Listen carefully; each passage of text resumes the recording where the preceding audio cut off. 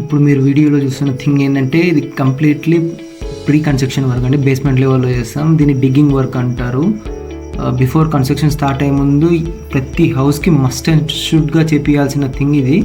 So జనరల్గా అందరూ ఏం చేస్తారంటే గడ్డపార యూజ్ చేస్తారు హోల్స్ చేయడానికి.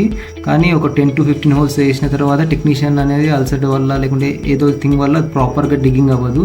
మనం డ్రిల్ యూజ్ చేస్తాం. ఆర్ బిట్తోనో మనం దీన్ని ఫీట్గా మనకు డిగ్ చేసి దానిలో మన కెమికల్ అనేది పోర్ చేస్తాం అన్నమాట. ఇది మనకు సాయిల్ నుంచి వచ్చే టర్మైట్ నుంచి కాపాడుతుంది మన హౌస్ని.